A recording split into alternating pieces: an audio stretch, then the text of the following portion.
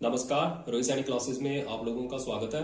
देखिए, पिछली क्लास में हमने रेशियो एंड प्रोपोर्शन की कुछ कंसेप्चुअल क्लासेस की थी, तो उसमें हमने रेशियो एंड प्रोपोर्शन के जितने भी कॉन्सेप्ट्स बनते थे वो सब पढ़ लिए थे। ठीक है, तो अब हम एमसीक्यू क्लास करेंगे। इसमें कुछ इंपॉर्टेंट एमसीक्यू करेंगे जो कि एग्जाम्स में काफी बार पूछे जाते हैं। तो अगर आप लोग चैनल को पहली बार विजिट कर रहे हो तो चैनल को सब्सक्राइब कर लीजिएगा और राइट साइड पर लगे बेल आइकन को दबा लीजिएगा ताकि आपको आने वाली सारी वीडियोस की नोटिफिकेशन सबसे पहले मिल सके। तो चलिए पहले क्वेश्चन की तरफ बढ़ते हैं। तो इस क्वेश्चन में क्या बताया हुआ है कि which of the following is the ratio between a number and A number obtained by adding 1/5 of that number. तो इसमें हमें सबसे पहले एक नंबर मानना पड़ेगा। ठीक है, तो नंबर को हम क्या मान लेते हैं, एक्स। कोई भी नंबर मान लिया, एक्स मान लो, वाई मान लो। ठीक है, तो मैंने यहां पे लेट द नंबर बी, तो मैंने नंबर मान लिया एक्स।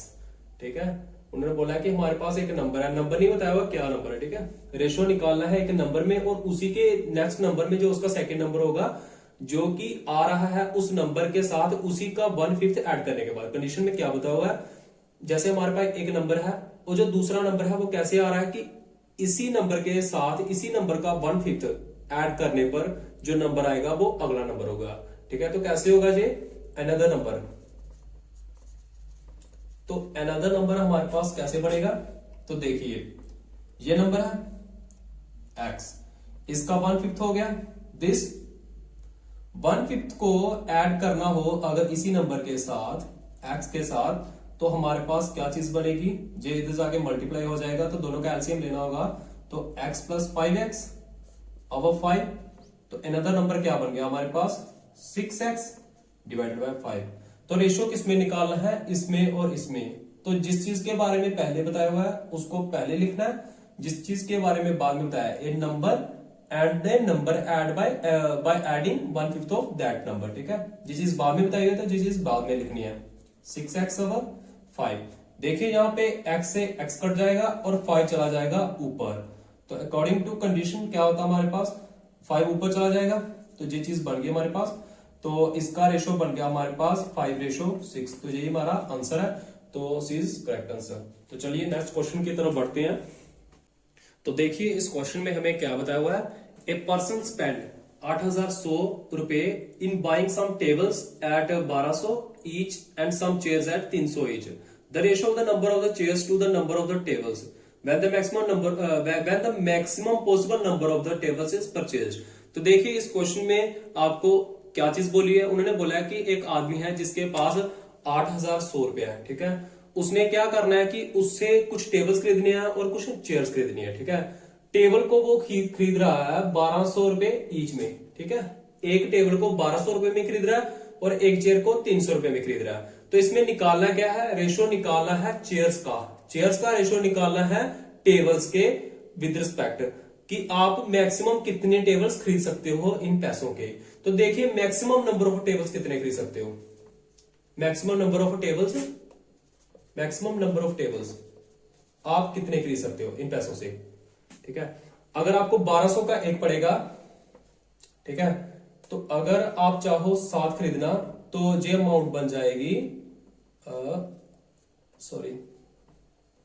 8,400। ठीक है, तो इस अमाउंट से ज्यादा होगी तो ये चीज गलत हो जाएगी। ठीक है ना, ये चीज जहां पे गलत हो जाएगी तो आपको कितने टेबल्स खरीदने पड़ेंगे फिर, अगर हम 6 से गुना करते हैं इसको तो ये अमाउंट बन जाएगी 6 × 12 1।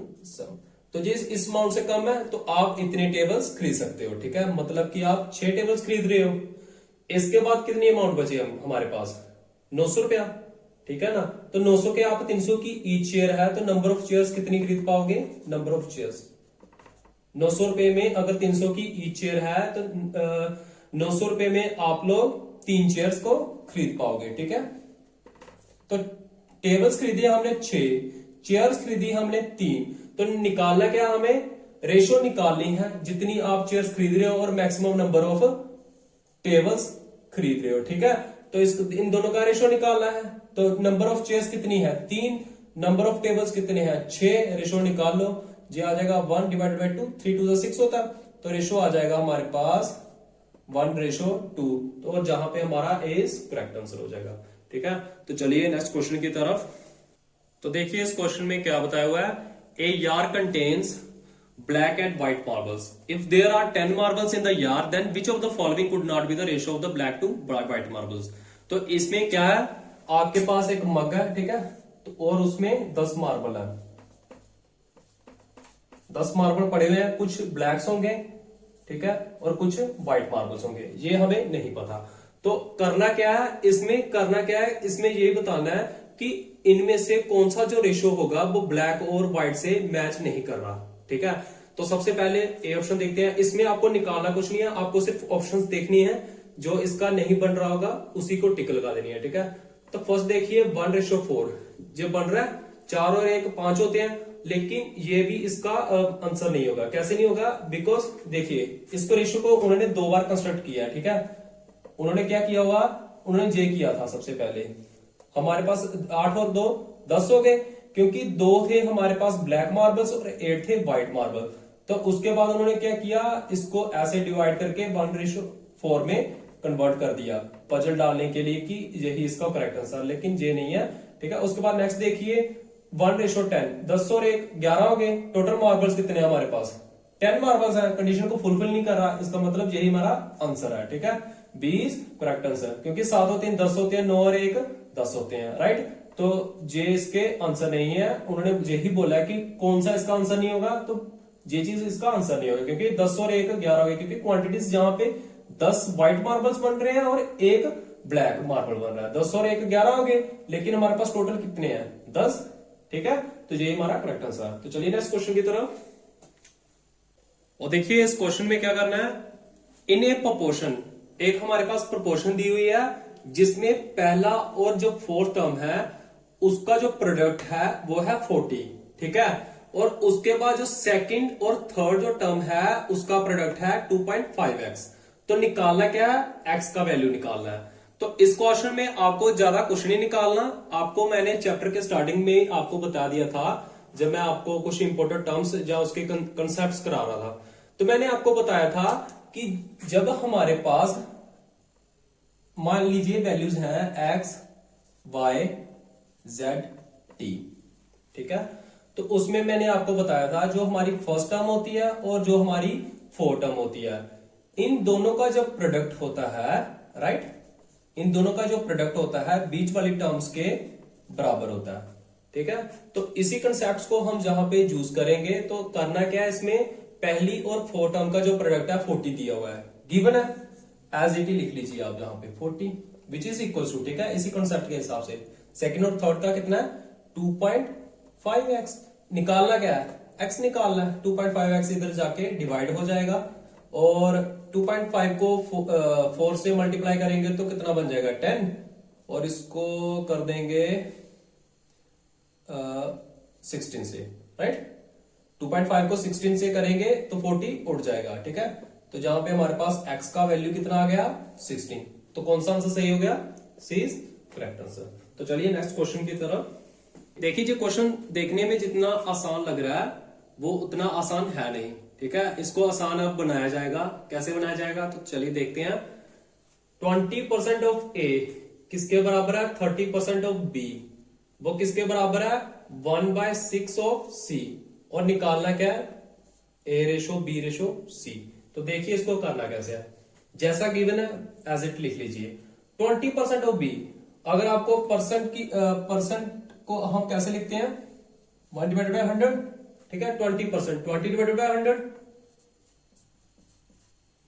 ऑफ मल्टीप्लाई होता है, ऑफ का मतलब मल्टीप्लाई होता है, ए का A equals to 30/100 B equals to 1/6 C. देखिए ऐसे क्वेश्चंस में जब हमारे पास एक से ज्यादा वेरिएबल्स होते हैं तो ऐसे क्वेश्चंस को इक्वलिटी में हम कांस्टेंट के बराबर लेते हैं। यहां पे हमारे पास के एक कांस्टेंट है, राइट, तो यहां से हमारे पास ए का वैल्यू आ जाएगा, हम फर्स्ट टर्म और इसको बराबर कर लेंगे, ठीक है ना, 20/100 विच इज इक्वल टू के, 0 से 0 कट गया, इधर 5, और ए का वैल्यू आ जाएगा इधर 5k। सिमिलरली बी का वैल्यू आ जाएगा हमारे पास जहां पे 10/3k, और सी का वैल्यू आ जाएगा जहां पे 6k। ठीक है। जे वैल्यू आ गया, निकालना क्या हमें, ए रेशो बी रेशो सी करना है। जे ए है, जे बी है, जे सी है, ए रेशो बी रेशो सी करना है। किसके बराबर आ गया, इनका जो नेक्स्ट वैल्यू दी है उसके बराबर। 5k ratio 10 divided by 3k ratio 6k, k से k कट गए। और नेक्स्ट देखिए, यहां पे हमारे पास वैल्यू आती है 5 रेशो 10 डिवाइडेड बाय 3 रेशो 6। देखिए ऑप्शंस में ऐसी ऑप्शन कहीं भी नहीं है, ठीक है। अगर हम चाहें तो इसको बदल भी सकते हैं। कैसे, अगर हम सभी के साथ 3 को मल्टीप्लाई कर दें, वैल्यू भी तो हमें इक्वलाइज करनी है।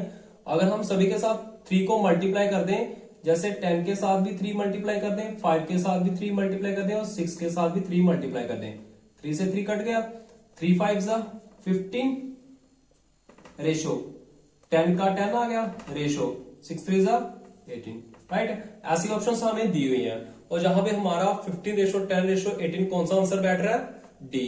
तो डी इज करेक्ट आंसर। तो चलिए नेक्स्ट क्वेश्चन की तरफ बढ़ते हैं। देखिए ये क्वेश्चन हमारे लिए बहुत ही ज्यादा इंपॉर्टेंट होने वाला है, ठीक है। क्वेश्चन एग्जाम्स के पॉइंट ऑफ व्यू से भी काफी ज्यादा इंपॉर्टेंट है, तो आप इस क्वेश्चन को बिल्कुल ध्यान से देखिएगा, ठीक है। और हमारी आज का जो सेशन है इसका ये बिल्कुल लास्ट क्वेश्चन होगा, ठीक है। और बाकी के जो बचते हुए जो भी इंपॉर्टेंट क्वेश्चंस होंगे वो हम नेक्स्ट क्लास में करेंगे। तो देखिए क्वेश्चन की तरफ बढ़ते हैं। क्वेश्चन में क्या बताया हुआ है, उन्होंने बोला है कि 2 नंबर्स फाइंड करने हैं जिनका मीन प्रोपोर्शनल 12 है।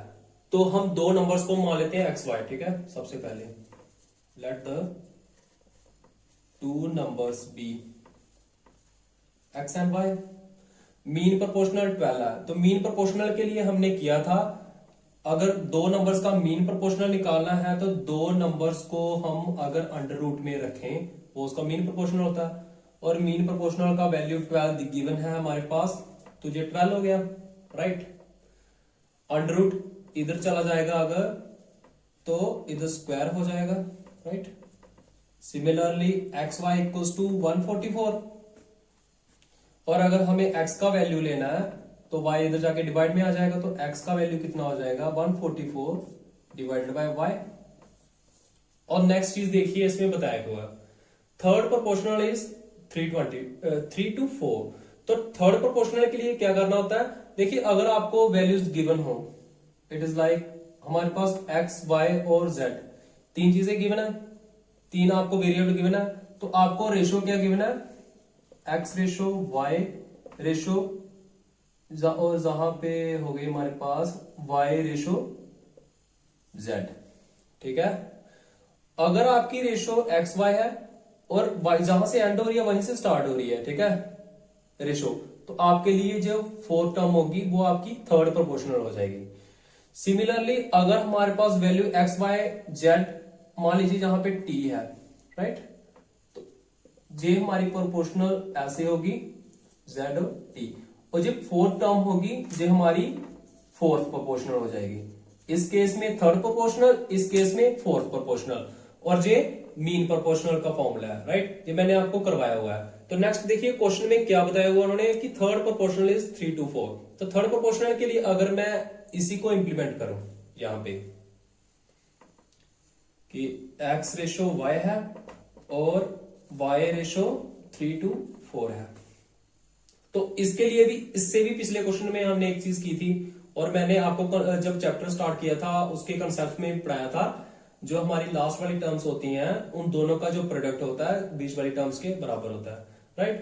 तो इसको क्या करेंगे हम, इन दोनों का प्रोडक्ट हो गया y square which is equal to bar वाली टर्म्स का जो प्रोडक्ट हो गया वो हो गया 3 to 4 x। तो x का वैल्यू हमने निकाला हुआ है, यहां पे फिल करेंगे, y square equal to 3 to 4, x का वैल्यू आ गया 144y, और y इधर जाके मल्टीप्लीकेशन में हो गया, y क्यूब हो जाएगा। तो जहां पे हमारे पास वैल्यू हो गया y cube equals to 3 to 4 into 144। देखिए ये जो हमारी जो वैल्यू है अगर इसको क्यूब में मैं काटूंगा तो बहुत बड़ी आएगी, ठीक है ना। तो हमारे पास इसका क्यूब तो होता नहीं, ना ही इसका क्यूब होता, तो अब क्या करेंगे, क्या इसमें हमारे पास इसका स्क्वायर होता है, ठीक है। ये चीज 18 का स्क्वायर है, ये 12 का स्क्वायर है, तो इसी के साथ आगे नेक्स्ट प्रोसीड करते हैं इसको। अगर हम 3 to 4 को 18 का स्क्वायर ले लिया जहां पे, राइट, 18 का स्क्वायर ले लिया, और 144 को ले लिया इधर 12 का स्क्वायर, यही होता है। और नेक्स्ट क्या करेंगे, 18, 6 3 18, 6 2 12, इसकी स्क्वायर आ गई। और नेक्स्ट देखिए 6 की स्क्वायर 36, 9 3 की स्क्वायर 9, 6 की स्क्वायर 36, 2 की स्क्वायर 4, 9 4 36। तो यहां पे y क्यूब है, y क्यूब का वैल्यू कितना आ गया, 36 इंटू 36 इंटू 36, ठीक है। y क्यूब का वैल्यू हो गया 36 का क्यूब, क्यूब से क्यूब कट गया, और y का वैल्यू आ गया यहाँ पे 36, ठीक है। और यही जो वैल्यू है y का यहाँ पे पुट करेंगे, राइट, तो x का वैल्यू आ जाएगा। तो x का वैल्यू कैसे आएगा यहाँ पे, x equals to 144 divided by 36, 36 1 जा 36 4 जा, तो x का वैल्यू आ गया 4 और y का वैल्यू आ गया 36। तो यहाँ पे ऑप्शन कौन सी सही होगी, B is correct answer, x का वैल्यू 4 और y का 36। तो इसी क्लास के साथ हम आज का जो टॉपिक है उसको खत्म करते हैं, और इसी के कुछ इंपॉर्टेंट एमसीक्यूज को नेक्स्ट क्लास में करेंगे, ठीक है। तो मिलते हैं आपको नेक्स्ट क्लास में, तब तक के लिए जय हिंद जय भारत।